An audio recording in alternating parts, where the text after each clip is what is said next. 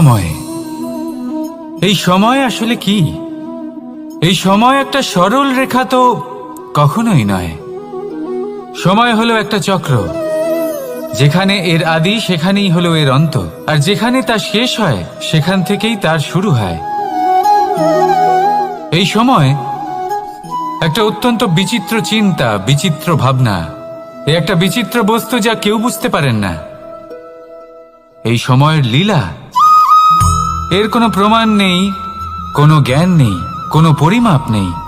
শুধু এটুকু আমরা জানতে পারি, যেখানে শেষ হবে সেখান থেকে একটা নতুন সূচনাও হবে। যা আজ আপনার কাছে আছে কাল অন্য কারোর কাছে যাবে, তারপরে তার কাছ থেকেও অন্য কারোর কাছে যাবে, তারপরে তার থেকেও ছিনিয়ে নেওয়া হবে। এই নিয়তির একজনের কাছ থেকে অন্যজনের কাছে আদান প্রদানের এই সময় হলো আপনার সময়। এই সময়ের সদ্ব্যবহার করুন, এই সময়কে বাঁচুন।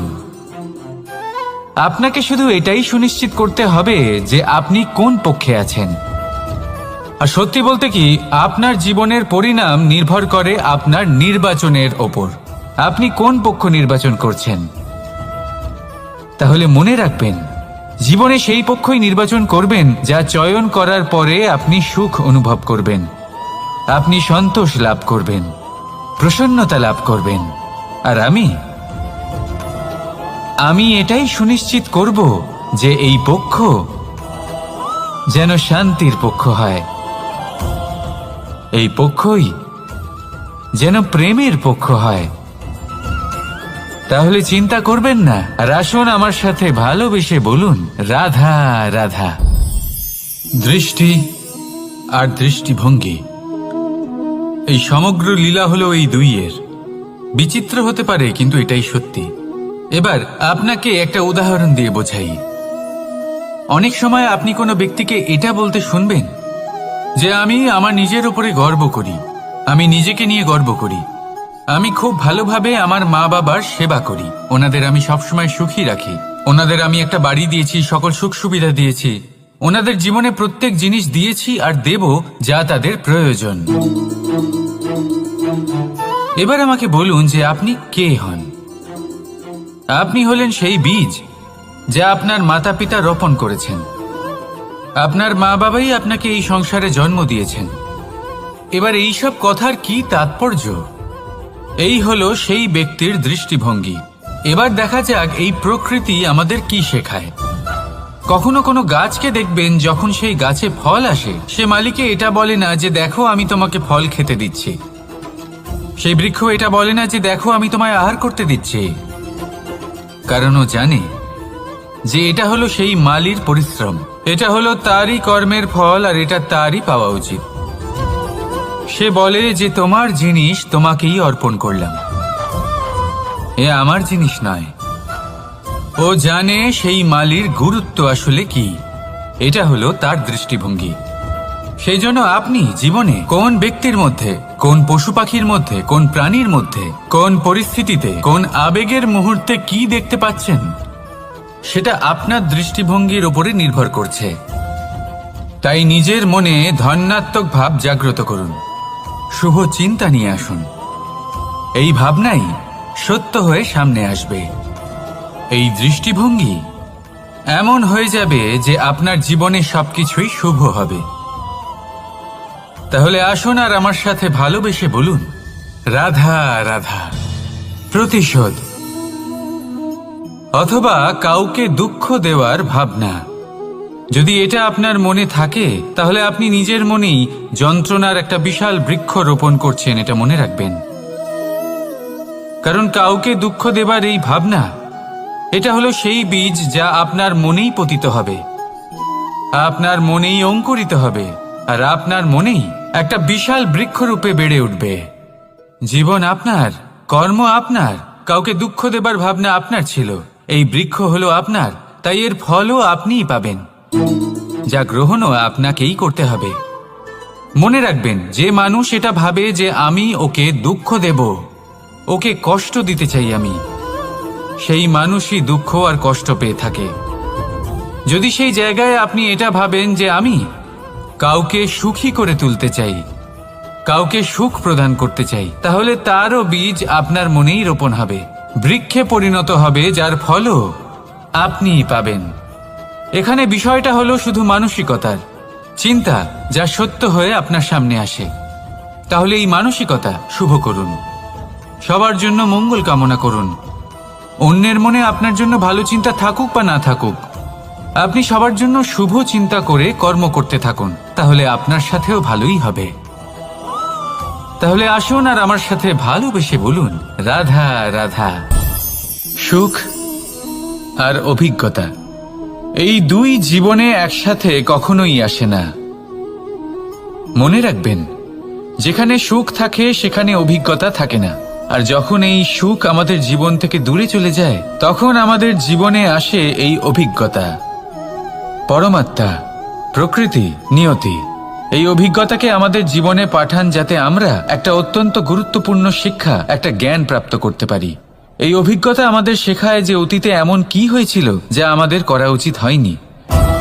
আমাদের শেখায় ভবিষ্যতে এমন কি আছে যা আমাদের করা উচিত আর কি করা উচিত নয়। দেখতে গেলে এই অভিজ্ঞতা আমাদের সেই শিক্ষা দেয় যার জন্য আমরা সুখের দিকে উচিতভাবে অগ্রসর হতে পারি। সেই জন্য জীবনে যখনই দুঃখ আসবে, দুঃখের এই সময় আসবে, তখন হতাশ হবেন না। বোঝার চেষ্টা করুন এই পরিস্থিতি কেন এসেছে, কি শিক্ষা দিতে এসেছে। যদি আপনি সেই জ্ঞান লাভ করেন, সুখের পথে অগ্রসর হন, তাও উচিত রূপে, তাহলে এই অভিজ্ঞতার উদ্দেশ্য পূরণ হয়ে যায়। তাহলে আসুন আর আমার সাথে ভালোবেসে বলুন, রাধা রাধা। জীবনে শিখরে পৌঁছানোর জন্য মানুষের কি প্রয়োজন হয়ে থাকে? সিঁড়ির। কিন্তু তাও প্রত্যেক মানুষ, প্রত্যেক ব্যক্তি শিখরে পৌঁছতে পারেন না। এর কারণ কি? কারণ একটা হতে পারে যে মানুষ কল্পনা করতে থাকেন কিন্তু সিঁড়ি খুঁজে পান না। কিছু মানুষ খুঁজে নেন কিন্তু তা পেয়ে এতটাই প্রসন্ন হয়ে যান যে তারপর আর কোনো কর্মই করেন না। খুব সোজা ব্যাপার। অনেক মানুষ সিঁড়ি খুঁজে পান না, আর যদি পেয়েও যান তাও যতক্ষণ না তাতে চড়ছেন সেই শিখরে পৌঁছবেন কি করে? যতক্ষণ না আপনি পরিশ্রম করছেন, যতক্ষণ না সেই সিঁড়িতে আপনি চড়ছেন, যতক্ষণ না ক্লান্ত হচ্ছেন, আপনার পায়ে হাঁটুতে ব্যথা না হচ্ছে, ততক্ষণ এই শিখরে পৌঁছানোর সৌভাগ্য লাভ করতে পারবেন না। তাহলে কল্পনার সাথে কর্ম করুন, পরিকল্পনার সাথে পরিশ্রম করুন, সব কিছু পাবেন। আসুন আমার সাথে ভালোবেসে বলুন, রাধা রাধা। সমস্যা, কঠিন সময়, সংকট, বিপদ কার জীবনে নেই? প্রত্যেকের জীবনে আছে। কিন্তু আমাকে একটা কথা বলুন, যদি নৌকায় ঢেউকে ভয় পেতে শুরু করে, তাহলে সাগর পার করবে কে? কখনো কোনো ছোট্ট পিঁপড়েকে দেখেছেন, যে আকারে হয়তো ছোট হতে পারে কিন্তু বড় শিক্ষা দিয়ে যায়? কিন্তু আমরা শিখি না। এবার দেখুন একটা পিঁপড়েকে, যে ভোজনের খোঁজে বাইরে বের হয়, একটা ছোট্ট দানা তুলে নেয়। ছোট দানা তোলে কারণ তার থেকে বেশি সে তুলতেই পারবে না। সে দানা নিয়ে চলতে শুরু করে, কোনো দেওয়ালে উঠে পড়ে, আবার পড়েও যায়। সেই দানা দূরে কোথাও একটা পড়ে যায়, তা আবার খোঁজে, তুলে নেয়, আবার চলতে থাকে। পড়ে যায় আবার ওঠে, পড়ে যায় আবার ওঠে। সেই দানাটা রেখে দেয়, আবার বেরিয়ে পড়ে ভোজনের খোঁজে। পরিশ্রম করতে থাকে কিন্তু হার মানে না। এই শিক্ষাই তো আমাদের প্রাপ্ত করতে হবে। নিরন্তর পরিশ্রম আর নির্ভীক হয়ে কর্ম করে যেতে হবে। এটাই হলো সাফল্যের মাধ্যম, এটাই হলো জয়ের মন্ত্র, অচ্যুত অজয় অস্ত্র। তাহলে আসুন আর আমার সাথে ভালোবেসে বলুন, রাধা রাধা।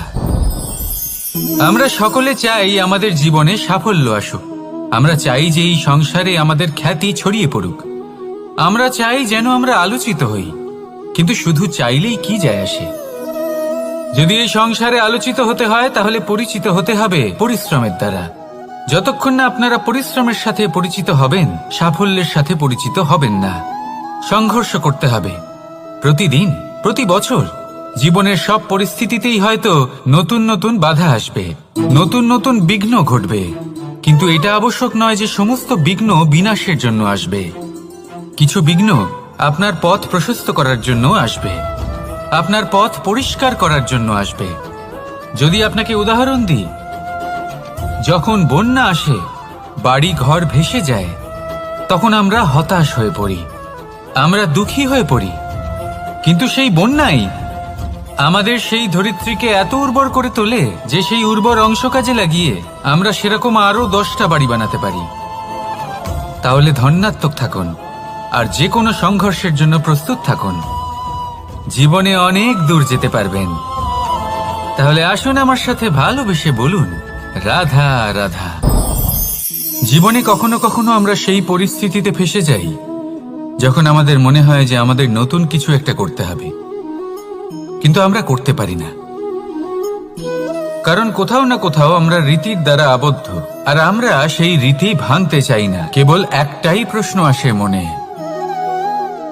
আশেপাশের মানুষ কি বলবে, আশেপাশের মানুষ কি ভাববে। আপনাকে একটা প্রশ্ন করি, কারা এই মানুষজন? আপনার জন্মের সময় এই মানুষজন কোথায় ছিলেন?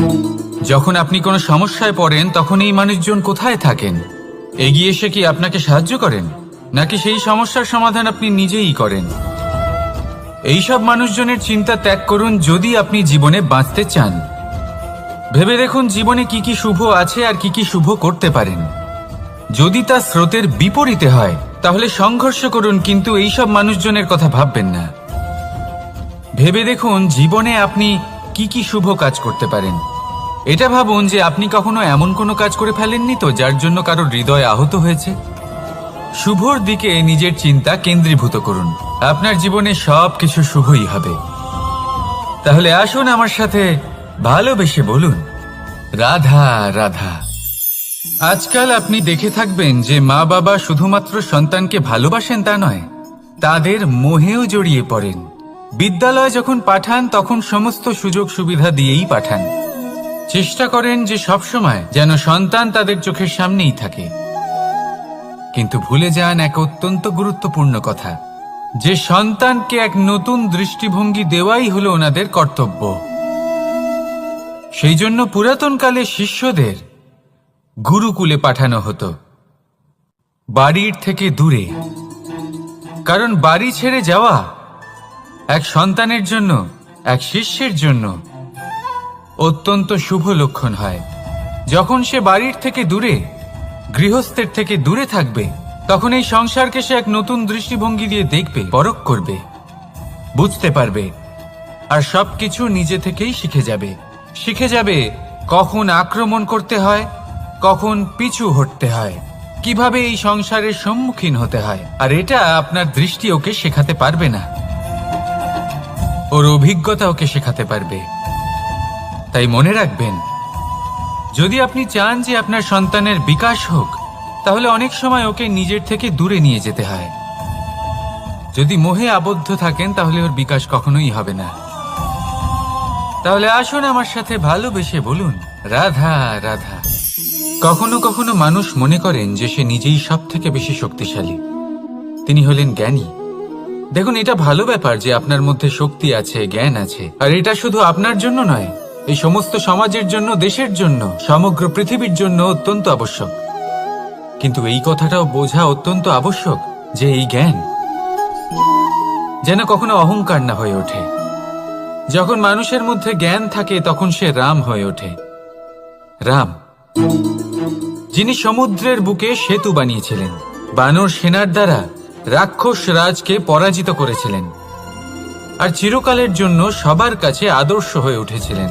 আর যদি মানুষের মনে অহংকার জন্মায় তাহলে সে রাবণ হয়ে ওঠে। দেশে বিদেশে যতই খ্যাতি থাকুক না কেন, সে রাক্ষস হয়ে ওঠে, নিজের সাথে সাথে সমস্ত কুলের বিনাশ করে বসে। এবার জ্ঞান নাকি অহংকার, আপনার কি চাই সেই সিদ্ধান্ত আপনার, আর আপনার এই সিদ্ধান্তই নিশ্চিত করবে যে আপনার কর্ম কি হবে, আর আপনার এই কর্মই নিশ্চিত করে দেবে আপনার প্রারব্ধ কি হবে। তাহলে শুভ কর্ম করুন আর আমার সাথে ভালোবেসে বলুন, রাধা রাধা। আপনি কখনো পাখিদের দেখেছেন? যেভাবে মানুষ তার সন্তানকে জন্ম দেয়, পাখিরাও সন্তানদের জন্ম দেয়। আর যেই তার সন্তান এই সংসারে প্রবেশ করে, সেই পাখি তাকে আগলে রাখে, তার যত্ন করে, ওর জন্য বাসা বানায়, ওর জন্য দূর কোথাও থেকে খাবার নিয়ে আসে, নিজের ঠোঁট দিয়ে ওর মুখে খাবার খাইয়ে দেয়, সবকিছু করে। কিন্তু একটা কাজ পাখি করে, কিন্তু মানুষ কখনোই করে না। যখন পাখি মনে করে যে তার সন্তান বড় হয়ে গেছে, ওকে এবার ওরা শিখতে হবে, নিজেকেই আত্মরক্ষা শিখতে হবে, নিজের খাবার নিজেই খুঁজে আনতে হবে, তো সেই পাখি তার সন্তানকে বাসা থেকে বের করে দেয়। তারপর সেই পাখির সন্তান নিজে উড়তে শেখে, আত্মরক্ষা করতে শেখে এবং আস্তে আস্তে সে আত্মনির্ভর হয়ে ওঠে। কিন্তু মানুষ কি তার সন্তানের সাথে এটাই করে? কখনোই নয়। মানুষ তার সন্তানকে নিজের সাথে বেঁধে রাখে, সব সময় তার লালন পালনের, তার দেখাশোনার ব্যবস্থা করে রাখে। আর এটাই ভাবেন যে আমি হলাম ওর পালনকর্তা, ওর খেয়াল রাখা তো আমার কর্তব্য। কিন্তু না, এই কাজ করতে করতে উনি আস্তে আস্তে নিজেরই সন্তানের শত্রু হয়ে ওঠেন, তার বিকাশের শত্রু হয়ে ওঠেন। তাই যখন সন্তান বড় হবে তখন অবশ্যই ভালোবাসুন, কিন্তু পাখির মতো কঠোর হওয়াও প্রয়োজনীয়, তবেই তার বিকাশ হবে। ওকে নিজের কষ্ট নিজেকেই সহ্য করতে দিন, শিখতে দিন জীবনের অনুভূতি কেমন, তবেই তার বিকাশ হবে। নয়তো সেই সন্তান আজীবন আপনার জন্য বোঝা হয়ে থাকবে, আর আপনি তার বিকাশের পথে আজীবন বাধা হয়ে থাকবেন। আর আমার মনে হয় না আপনি সেটা চাইবেন, তাই তো? আসুন আমার সাথে ভালোবেসে বলুন রাধা রাধা। রামধনু আমাদের সকলের প্রিয়। আকাশে এই 7 রং দেখে মন আনন্দে ভরে ওঠে। কিন্তু এই রামধনু প্রত্যেক দিন বা সবসময় দেখা যায় না, বর্ষার ঋতুতে দেখা যায়। যদি আপনি এই 7টি রং দেখতে চান, এর আনন্দ উপভোগ করতে চান, তাহলে বর্ষাকে সহ্য করতে হবে, সেই তীব্র বায়ু সহ্য করতে হবে যা বর্ষা ঋতুতে প্রবাহিত হয়। ঠিক সেভাবেই যদি জীবনে 7টি রঙের সুখ অনুভব করতে হয়, তাহলে সমস্যার বর্ষণও সহ্য করতেই হবে, তবেই তো সেটা লাভ করতে পারবেন। মনে রাখবেন, একটি ছোট্ট শিশু যখন তার খিদে পায়, তখন কিন্তু সে নিজে মাকে সেটা জানাতে পারে না, বলতেও পারে না। তাকেও কিন্তু সেই খিদের যন্ত্রণা সহ্য করতেই হয়। আর যখন সেই যন্ত্রণায় সে কাঁদতে থাকে, তখন মা বুঝতে পারেন যে সেই ছোট্ট শিশুটির তো খিদে পেয়েছে, তখন তার খিদে দূর হয়। বসে থেকে এই সংসারে কোনো কিছুই লাভ করতে পারবেন না। যদি সুখ ভোগ করতে হয়, তাহলে যন্ত্রণাও সহ্য করতে হবে, পরিশ্রমও করতেই হবে। তাহলে সাহসের সাথে সব যন্ত্রণার সম্মুখীন হন, শৌর্যের সাথে পরিশ্রম করুন, আর আমার সাথে ভালোবেসে বলুন রাধা রাধা। কর্ম এবং ফল দেখতে গেলে এই সমস্ত ব্রহ্মাণ্ড এই দুইয়ের মাঝেই স্থির হয়ে আছে। মানুষজন কর্ম করেন ভালো ফল লাভের আশায়, আর ভালো ফল লাভের আশায় উনি এটাই ভুলে যান যে উনি যে কর্ম করছেন তা কি করছেন। আমি বলেছিলাম কর্ম করুন ফলের চিন্তা না করে, কিন্তু কি কর্ম করছেন সেই বিষয়ে ভাবাটাও অত্যন্ত আবশ্যক। নয়তো অনেক সময় আমরা এমন কর্ম করে ফেলি যা না চাইতেও বিষে পরিণত হয়, যা হয়েছে দুঃশাসনের সাথে, দুর্যোধনের সাথে, গুরু দ্রোণের সাথে। একজনের মানসিকতা উচিত ছিল না, একজনের বিবেক উচিত ছিল না, আরেকজন যে পক্ষ নির্বাচন করেছিলেন সেই পক্ষ উচিত ছিল না। আর যা কিছু ওনাদের সাথে হলো, আপনার আমার আমাদের সকলের সাথে তা হতে পারে। আমি বলেছিলাম কর্ম করুন, ফলের চিন্তা করবেন না, কিন্তু এই কর্মের বিষয়ে বিচার করে দেখাটাও ততটাই আবশ্যক। দেখুন, কর্ম করার উচিত প্রক্রিয়া ফলের চিন্তা না করা, কিন্তু যদি আপনার কর্ম শুভ হয় তাহলে তার ফলও নিয়তি আপনাকেই দেবে। সর্বদা কর্ম করার সময় এটা ভাবুন যে আপনার এই কর্ম এই সংসারকে, এই সমাজকে, আপনার পরিবারকে, আপনার আশেপাশের মানুষজনকে কোন দিশায় নিয়ে যাবে। যদি এটা সবার জন্য মঙ্গলময় হয় তাহলে কর্ম করতে থাকুন। আর হ্যাঁ, নিশ্চিত রূপে ফলের চিন্তা করবেন না। আসুন আমার সাথে ভালোবেসে বলুন, রাধা রাধা। পরিচয়। এই সংসারে প্রত্যেক ব্যক্তি নিজের পরিচিতি অর্জন করতে চান। পরিচিতি অর্থ এটা নয় যে আপনার নাম কি। পরিচিতির অর্থ হলো এটা যে প্রত্যেক ব্যক্তি এটাই চায় যে এই সংসার আমাকে চিনবে, জানবে আর আমাকে সম্মান করবে। কিন্তু এই সব অর্জন করার পূর্বে এটা বুঝুন যে এই পরিচিতির আসল অর্থটা কি। যদি কোনো ব্যক্তি এটা বলেন এর পরিচয় হলো এটাই যে সে একজন ধনী পিতার পুত্র, তাহলে সেই পরিচিতি পুত্রের নয় বরং তার পিতার। যদি কেউ এটা বলে যে সেই ব্যক্তির পরিচয় হলো সে খুব সুন্দর, তাহলে সেই পরিচয় হলো তার রূপের, সেই ব্যক্তির নয়। বাস্তবে পরিচয় কি? আপনার সান্নিধ্য লাভ করে কোনো ব্যক্তি কি অনুভব করতে পারে, তার কি ধরনের অনুভূতি হয়, আপনার পদ, আপনার সম্পত্তি, এই সব কিছুর ঊর্ধ্বে হলো আপনার আসল পরিচয়। যদি কোনো ব্যক্তি আপনাকে স্মরণ করেই প্রসন্ন হয়ে যান তাহলে সেটাই হলো শ্রেষ্ঠ পরিচয়। তাই এই সংসারে নিজের শ্রেষ্ঠ পরিচয় গড়ে তুলুন আর আমার সাথে ভালোবেসে বলুন, রাধা রাধা। বটবৃক্ষের বীজ সর্ষের দানার থেকেও ছোট হয়, কিন্তু যখন তা নিজের রূপ ধারণ করে তখন তা বিশাল বৃক্ষের আকার ধারণ করে, যা সহস্র বছর ধরে বেঁচে থাকে, ছায়া প্রদান করে, পাখিদের আশ্রয় প্রদান করে আর দেয় পথচারীদের বিশ্রাম করার স্থান। কেন? কারণ সেই ছোট বীজ তা মাটির ভেতরে গিয়ে নিজের খোলস ত্যাগ করে।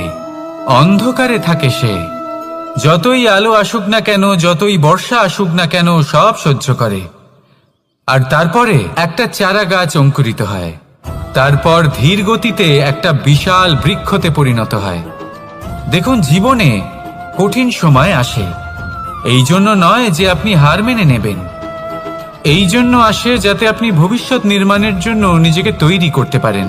যদি কঠিন সময়ে আপনি ওই বীজের মতো দৃঢ় হয়ে থাকতে পারেন তাহলে আপনিও একদিন সেই বিশাল বৃক্ষের মতো নিজের অস্তিত্ব গড়ে তুলতে পারবেন, যা সহস্র বছর পর্যন্ত মনে রাখা হবে। আসুন আমার সাথে ভালোবেসে বলুন, রাধা রাধা। এই ব্রহ্মাণ্ড কত বৃহৎ, তাই না? যার সম্মুখে এই পৃথিবীকেও একটা বিন্দুর মতো মনে হয়। আর এই পৃথিবীতে আমরা কে হই, আমাদের আকার কি রকম, আমাদের অস্তিত্বই বা কি? যখন আমরা এভাবে ভাবি তখন মনে হয় আমরা কিছুই নই। তা আমরা যখন কিছুই নই তাহলে আমরা এত চিন্তা করি কেন? কি ভেবে ভয় পাই? কাকেই বা এত ভয় পাই? কে আমাদের মারতে পারে আর কেই বা আমাদের জন্ম দেবে? আত্মার আসলে না কখনো জন্ম হয় আর না কখনো মৃত্যু। আত্মা শুধুই শরীর বদল করে। আপনি, আমি, আমরা সকলে এই শরীর নয়, আমরা হলাম আত্মা, যা হলো পরম আত্মার পরম অঙ্গ। সেই জন্য মনে রাখবেন, বাইরের কোথাও দেখবেন না, নিজের অন্তরের গভীরে গিয়ে দেখুন, আত্মাকে উপলব্ধি করতে শিখুন। ক্লেশ, ভয়, চিন্তা, এই সব কিছুর থেকে নিজেকে দূরে রাখুন, তাহলেই উপলব্ধি করতে পারবেন পরমাত্মাকে। তাহলে আসুন আমার সাথে ভালোবেসে বলুন, রাধা রাধা। পরিবর্তন এই সংসারের শাশ্বত নিয়ম। কোনো রাজা নেই যিনি চিরকাল রাজা থাকেন, কোনো ধনী ব্যক্তি নেই যিনি চিরকাল ধনী থাকবেন। এই সংসারে সূর্যের স্থান নেওয়ার জন্য চন্দ্রিমার আগমন ঘটে। কোন স্থান যাকে পতিত বলা হয়েছিল সেখানে মহল তৈরি হয়েছে। কোন স্থান যাকে আজ মলিন বলা হয়েছে কাল সেখানে মন্দিরও স্থাপন হতে পারে। কোনো ঋতু চিরকালের জন্য থাকে না, কখনো সময় চিরকাল একরকম থাকে না। আজ যে আপনার কাছে রয়েছে কাল অন্য কারোর ছিল, আজ যে আপনার কাছে রয়েছে কাল তা অন্য কারোর কাছে চলে যাবে। আপনার সাথে কিছু থাকলে তা হলো আপনার কর্ম, কিন্তু সেই কর্মের পরিণামও আপনার নয়। আপনি শুধু কর্ম করুন, বাকি সবকিছুই পরিবর্তনশীল। কিন্তু সেই পরিবর্তনকে দেখে ভয় পাওয়ার প্রয়োজন নেই, তাকে স্বাগত জানান। যদি আপনি হাসি মুখে সেই পরিবর্তনকে স্বাগত জানান, তাহলে এই পরিবর্তনও হাসি মুখে আপনার সাথে থাকবে। আসুন আমার সাথে ভালোবেসে বলুন, রাধা রাধা। সঞ্চয়। মানুষের যখন থেকে বোধবুদ্ধি হয়, সঞ্চয় করতে আরম্ভ করে দেন। সঞ্চয় করতে থাকেন ভোজনের, সঞ্চয় অর্থের, সঞ্চয় শক্তির। নিজের জন্য করেন, নিজের পরিবারের জন্য করেন, নিজের স্ত্রীর জন্য করেন, সন্তানের জন্য করেন, সন্তানের সন্তানের জন্যও সঞ্চয় করেন। সঞ্চয় করার জন্য ওনার কাছে অনেক কারণ রয়েছে, কারণ উনি এটা ভাবেন যে এই সঞ্চিত শক্তির জন্য কেউ ওনার কোনো ক্ষতি করতে পারবে না।